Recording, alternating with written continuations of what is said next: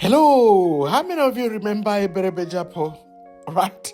Eberebe Jiakpu, that's cassava flakes, the big one, okay? The big stride, not the normal, very tiny ones that they call abacha.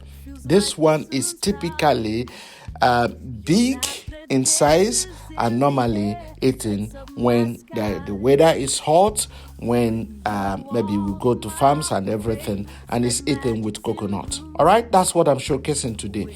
And I'm doing this just to show you that you can have any type of meal or snack that we traditionally eat or have in Nigeria, anywhere you are in the world. I'm right now in UK and I'm preparing this Eberebe Jiakpu, right? Okay, so typically it's supposed to be something that you can enjoy during summer, and then even if in winter you can still have it, it doesn't matter.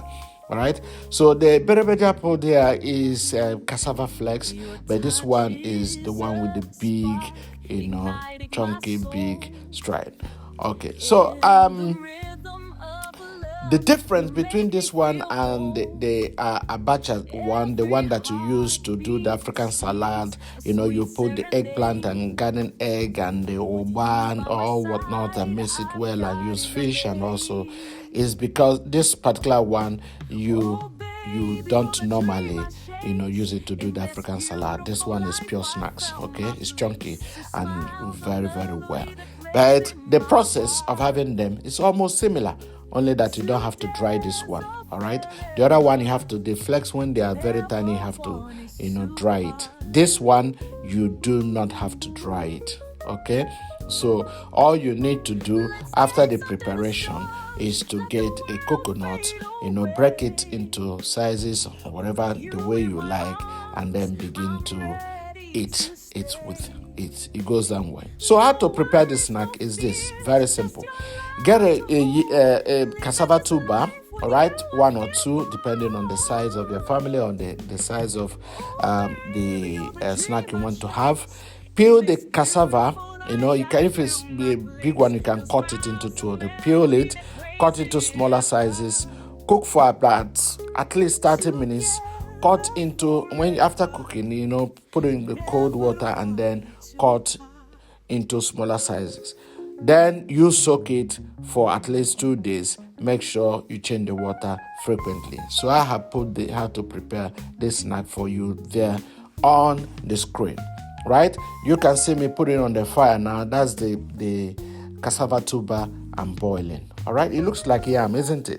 Yeah, but this is cassava, all right? This is the one that they used to make gari. Look at it here. Once you start cooking it, it changes color a little bit. This particular type of cassava is called famiwa.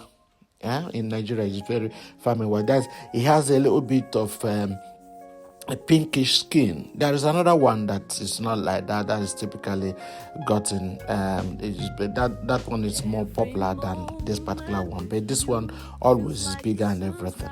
All right, so you get a bowl, then you cut them into, you can see the sizes. It's a little bit big. Pour water, and the next thing you do is to wash it a little bit and then soak it again and cover it with another bowl, all right, or whatever thing you use, and check it from time to time and change the water frequently, at least 3 times a day. The reason is that this cassava contains cyanide, and it's very dangerous. When you take it, it can destroy your stomach and everything, cause a lot of issues.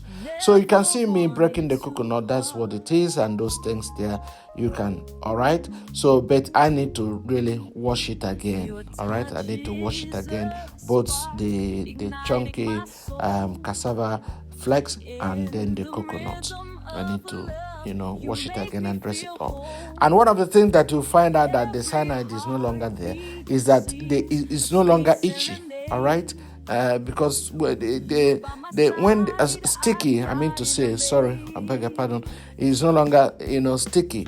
So it's smoother. All right, when it's smoother, it's no longer sticky. Then you know that the cyanide is gone off. It's reduced.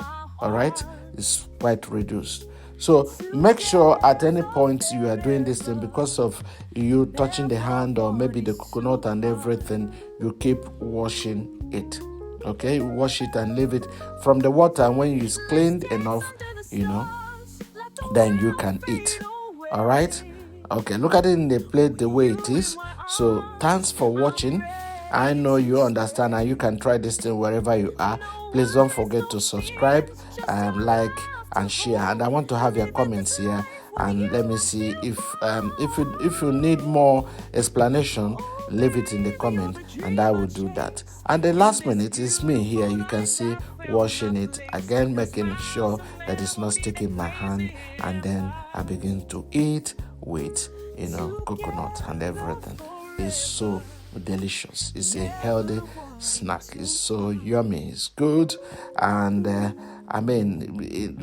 during the time we were growing up in the early 70s, it's just one of those things that we would like to eat every week. Every week.